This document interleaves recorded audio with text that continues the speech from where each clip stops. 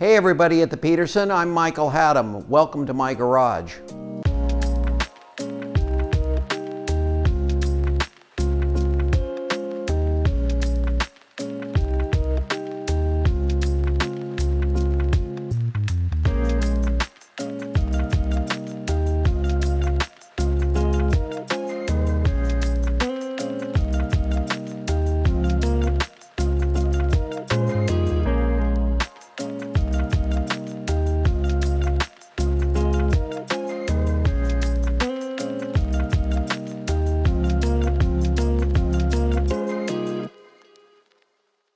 So if you look on the wall here, my garage has a lot of tin signs. A lot of these came from the Bothwell collection.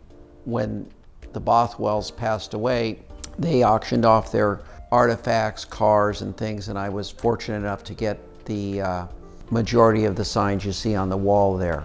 Over here, I have a couple signs I collected when I was a kid. The derail sign came from the track over out in the valley by the pull switch. Over there on this wall here are different posters I've collected from Pebble Beach, and I've been going to Pebble Beach since the late 70s, and I haven't missed one other than from the pandemic. On this wall back here, I have some trains. That's another hobby of mine, and those show some British trains and different things. I'm also a collector of Disney artifacts, and over here I have a 1933 Emerson radio, which they only made a couple hundred of, and then I have this TV that was made in the 80s, Mickey Mouse TV and Mickey Mouse DVD player, and then there's some trophies and different awards I've won over the years. There's one from Pebble Beach, some from Concours on the Avenue, and some from some Morgan events. And then I have my Dodger bobbleheads up here. This was when Morgan was prototyping the Arrow, and they came to America. They ran a few races at Laguna Seca. The silver plates are from my years as editor of the newsletter for the Morgan Club. Over there on the wall is a roll from a bus in San Francisco. You can look at all the streets, Van Ness, Balboa, Leavenworth. And then when you come to this wall here, this tire with the mirror in it is from the Savage Tire Company of San Diego, and it dates back before the 1920s. I was having a discussion with Leslie Kendall at the museum because they have an old tire in the vault, and he said that his tire was older than mine, and this tire, if you actually Google it, you can see that it predates what you have in the vault. This I got at the Hot Rod Show, and they had this at one of the vendors. It's handmade, and it's kind of cool. There's an old Victor Seals display, which I've put in for some models. That clock is from Carolyn Company.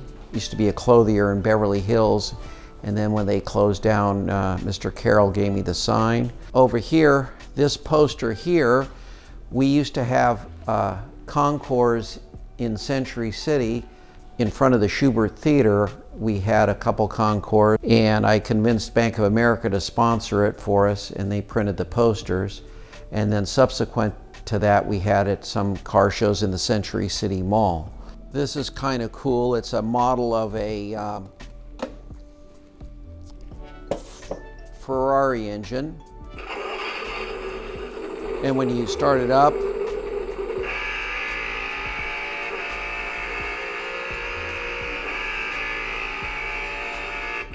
you can shift through the gears. This one, it kind of shows what looks like a Morgan, Mickey Mouse going on Highway 1. So it's kind of all three of my hobbies in one. This is an old Swami machine. If you put a penny in, it'll tell you your fortune. These are some car badges I've got about 200 or 300 of them. Then I was into getting a hot rod still on my bucket list, so these are models to inspire me. That's a picture of my wife and myself in 1991 on the Governor's Cup rally in Arizona. And then there's some other posters over the years from different artists about Morgans and stuff. The flag up on the wall up there is a flag from the Morgan +4 Club.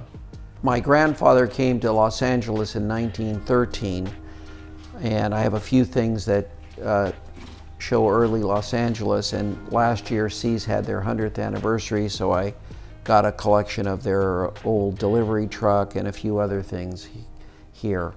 Over here, when I was at the auto show in 2019, I put a deposit down for the Mustang Mach-E, and they sent me this. This is a replica of their display that was above the car at the convention center. And these bottles here are some old advertising ones from Kellogg's, old milk bottles and stuff. What it represents is things that I enjoy doing. I enjoy going to Car Week, Pebble Beach. I enjoy going to the Dodgers, so I have my little Dodger trinkets over there. I enjoy Mickey Mouse. I enjoy tin signs, and I enjoy automotive art and models and different things. So it's just a representation of things I've accumulated over the years, and fortunately I have a place where I'm able to display them. This Morgan is a 1960 Drophead Coupe. What makes it a drophead is the doors are high as opposed to slung low like on a Roadster. I've owned this car since 1973. For many years, this operated as my only source of transportation, so when I was running my business, which required the use of a ladder, I would put the ladder in the passenger seat at an angle like this and the toolbox down below. When I first got it, it used to have white wall tires and it had an incorrect bumper. It was just a flat piece of chrome steel. And it used to be a dark tobacco brown with black fenders. Subsequent, I've painted it green. As time went on, I was able to keep this just as a car instead of a daily driver. And then my second Morgan that I got, I figured if you have one, you gotta have two, was the three-wheeler over there. The three-wheeler over there is a 1947 F Super. F model three-wheelers were made from 1939 to 1952. When I got the car, it was this color, and the pinstriping was a gold color, and it was done by Shaky Jake, a well-known pinstriper. This car in 2009 went to Pebble Beach, and it was on the lawn in the Morgan class. This one has a E93 engine from a Ford, and it's 8 to 10 horsepower depending on how it's fitted and what accessories you have on the car. This is actually the fuel gauge. You can see it's got 4 tick marks for 1 gallon, 2 gallon, 3 gallon, and 4, and all you do is you unscrew the cap and put it in. It's chain driven, and it's very tight and comfy, but it's fun to drive. After I drove the three-wheeler for a little bit, I was thinking about if I were to get a family, I'd need more than a 2-passenger car. So I looked around and I found this 1955 4-passenger Drophead Coupe. Like the other 2-passenger 1960, it has the high doors as well, but it also has 2 additional seats in the back. This one is number 28 of 51 that was made.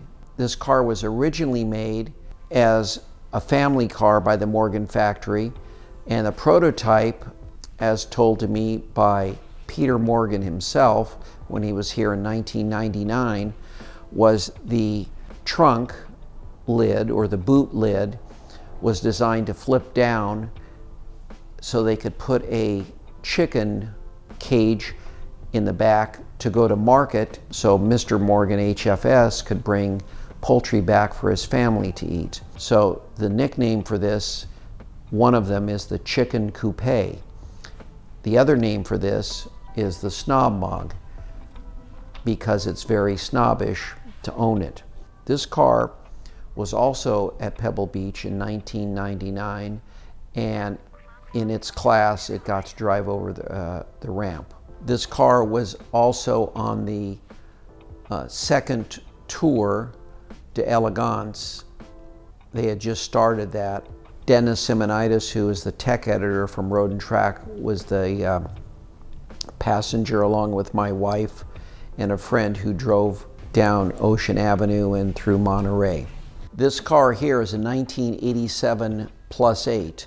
Its colors are royal ivory, and House of Lords red is the upholstery color. This car here I use at autocrosses in Fontana and other venues, and it's the only car here that has a V8 engine in it. It's the old Buick engine that later became the Rover engine.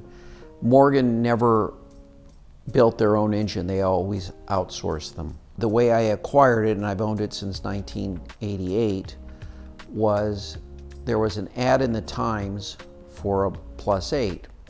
So I called it and it was disconnected. I called it 2 or 3 days and I said, that's odd. So I called a friend of mine at the Times and he said, oh, we made a mistake, we're rerunning the ad on Sunday, but here's the number.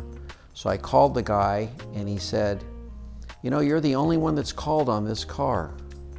So I came back, made him an offer, and he said, well, since you're the only one, I'll take your offer.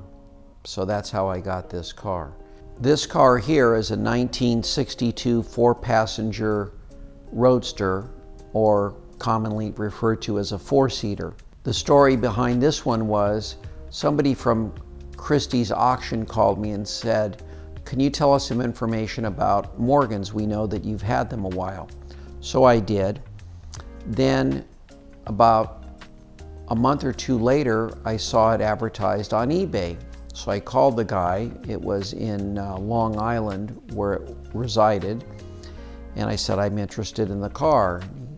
He told me, and then I told him a little bit about it. And we did our business. So this car was purchased on eBay.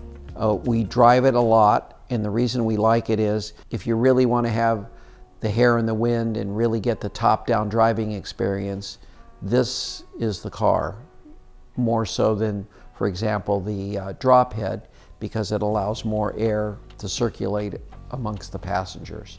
This is another three-wheeler. It's a 1949 F4. It's a 4-passenger, so my kind of collection is 2-passenger and 4-passenger, and different cars depending on the mood you're in.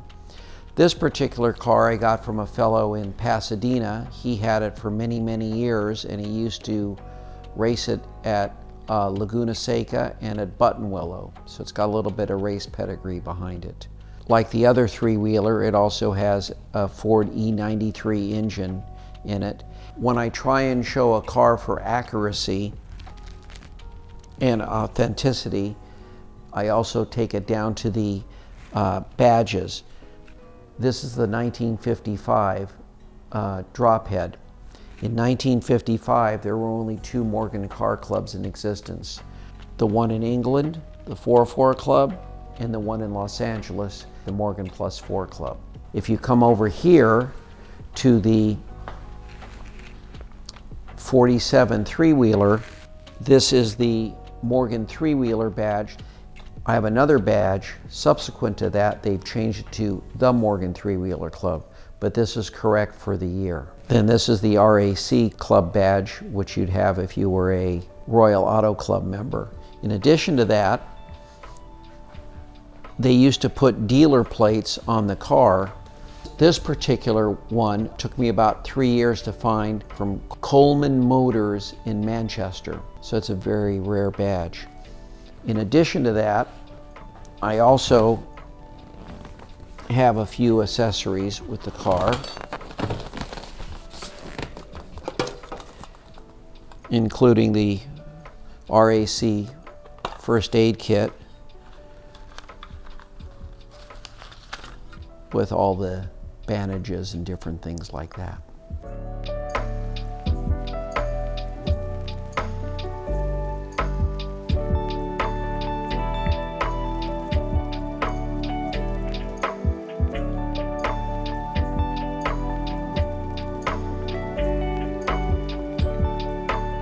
Well, everybody, that's a tour of my garage, and I hope you enjoyed it. Until next time, we'll see you later.